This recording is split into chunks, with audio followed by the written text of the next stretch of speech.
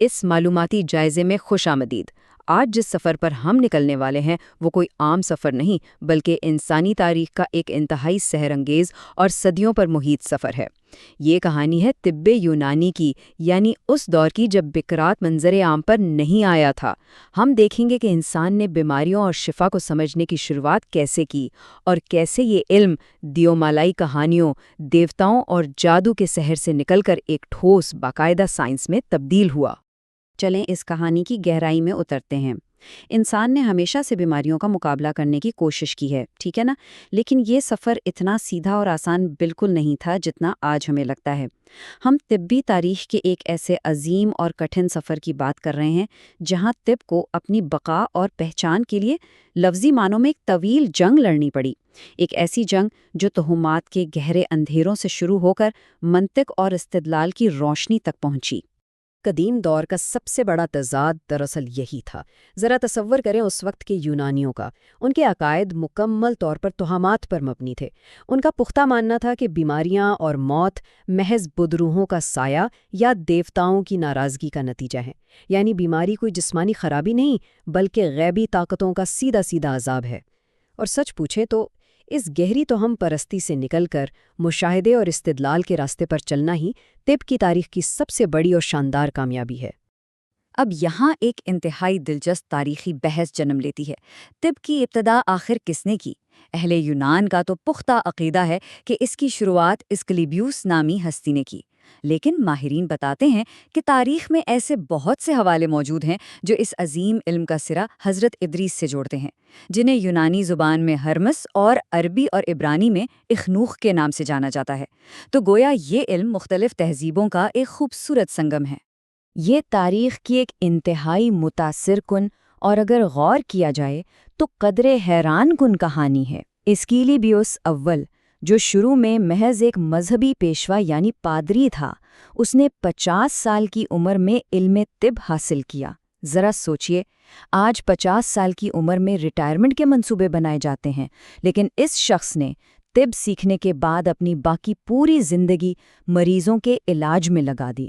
عوام اس بے لوث خدمت سے اس قدر متاثر ہوئے کہ اس کی زندگی میں ہی اسے پوجنا شروع کر دیا، اور جب 90 سال کی عمر میں اس کا انتقال ہوا تو یونانیوں نے باقاعدہ اس کے مجسمے بنا کر اسے صحت کا دیوتا مان لیا، یعنی ایک فانی انسان اپنی مسلسل لگن کے باعث دیوتا کے درجے تک جا پہنچا۔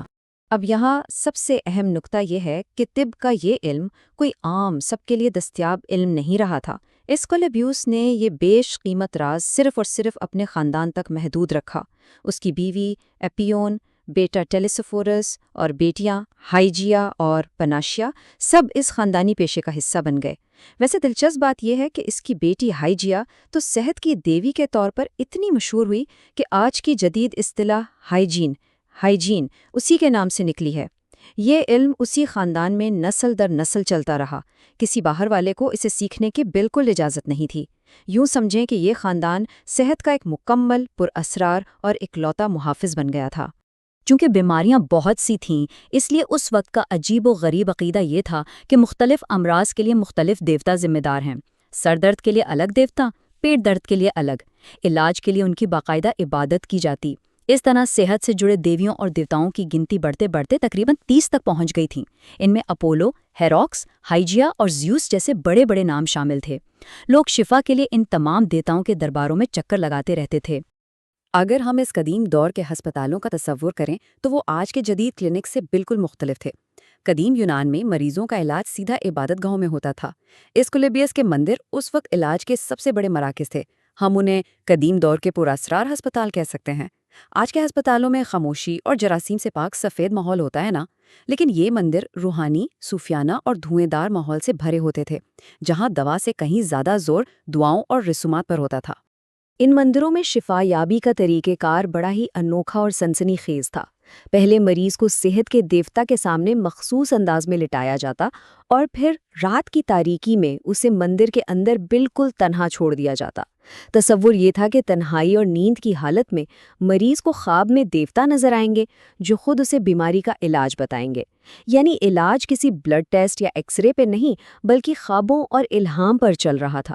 دیوتاؤں کی طرف سے خواب میں بتائی گئی ان ادویات میں زیادہ تر جڑی بوٹیاں، مرہم یا پھر مندر کے شفا بخش چشموں کا مقدس پانی استعمال ہوتا تھا۔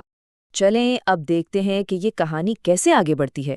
خوابوں اور الہام کا یہ طلسماتی دور بالآخر ٹوٹا اور طب کی تاریخ نے ایک نیا اور ٹھوس موڑ لیا۔ اب باقاعدہ اور مشہور اطباء کا دور شروع ہوا، جنہوں نے ان مافوق الفطرت طریقوں پر انحصار کرنے کے بجائے اپنی عقل، سوجھ بوجھ اور مشاہدے کا استعمال کیا۔ ان میں غوث نامی طبیب کا ذکر نمایاں ہے، جو اسکلیپیوس کے بعد ایک انتہائی اہم کردار تھا اور جس نے ذاتی تجربات سے اس علم کو حقیقت کی دنیا میں قدم رکھنے میں مدد کی۔ طب کے اس حیرت انگیز ارتقاء کو ہم ایک طویل تاریخی ریلے ریس سے تشبیہ دے سکتے ہیں۔ ذرا ان فاصلوں پر غور کریں۔ غوث کے بعد مینس نامی طبیب 856 سال کے ایک طویل عرصے کے بعد پیدا ہوا، پھر 75 سال بعد برمنیدس آیا، اس کے بعد 735 سال کا ایک اور بہت بڑا وقفہ، اور پھر افلاطون الطبیب، اور اس کے بھی 420 سال بعد اسکلیپیوس دوم منظر عام پر آیا۔ یہ کوئی معمولی وقفے نہیں بلکہ صدیوں پر محیط خاموشیاں تھیں۔ لیکن اس سب کے باوجود طب کا علم مرا نہیں۔ یہ اس ریلے ریس کے بیٹن کی طرح تھا جو ایک ماہر کے ہاتھ سے دوسرے ماہر تک نہایت احتیاط سے صدیوں کا سفر طے کرتا رہا۔ اور یہ بات بڑی خوبصورتی سے واضح کرتی ہے کہ انسانی ذہن کس طرح اندھے عقائد سے منطق کی طرف مڑ رہا تھا۔ برمینیشیس نے قدیم روایات سے ہٹ کر یہ ثابت کیا کہ بیماری میں محض قیاس اور تکے لگانا کافی نہیں، بلکہ تجربہ اور احتیاط انتہائی ضروری ہے۔ اسی طرح افلاطون الطبیب نے بھی قیاس اور تجربے کو ملا کر ایک متوازن راستہ اپنایا۔ یہ وہ شاندار دور تھا جب جادو، ٹونے اور اندھی تقلید کی جگہ منطقی احتیاط نے لینا شروع کر دی تھی، چیزوں کو پرکھا جانے لگا تھا۔ اسی تاریخی تسلسل میں افلاطون الطبیب کے 4 صدیوں بعد اسکلیپیوس دوم کا ظہور ہوا۔ اس کی 110 سال کی طویل اور بھرپور عمر اس کی عظمت کی سب سے بڑی گواہ ہے۔ اس نے زندگی کے ابتدائی 15 سال صرف علم حاصل کرنے میں لگائے اور پھر حیرت انگیز طور پر بقیہ 95 سال مسلسل طبی تحقیق، تجربات اور اسے دوسروں تک پہنچانے میں صرف کر دیے۔ تقریباً 1 صدی کی محنت۔ اور سب سے اہم بات یہ ہے کہ یہی وہ عظیم ہستی تھی جس نے دنیا کے مشہور ترین طبیب ہکرات کی تربیت کی۔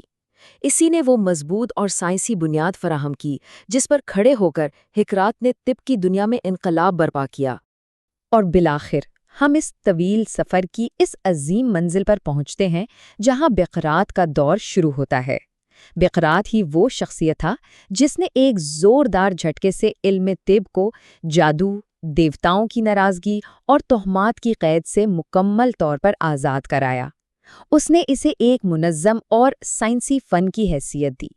تہمات کے اندھیروں پر سائنس اور منطق کی یہ شاندار فتح ہمیں یہ سوچنے پر مجبور کرتی ہے کہ آج ہم جس جدید میڈیکل سائنس پر اتنا بھروسہ کرتے ہیں، اس نے ہم تک پہنچنے کے لیے کتنے کٹھن اور پر اسرار راستے طے کیے ہیں۔ کیا کبھی اس بات پر غور کیا گیا ہے کہ آج کی ہر چھوٹی سی گولی یا کسی بھی عام سی دوا کے پیچھے ہزاروں سالوں کی کیسی حیرت انگیز اور گہری کہانیاں چھپی ہیں؟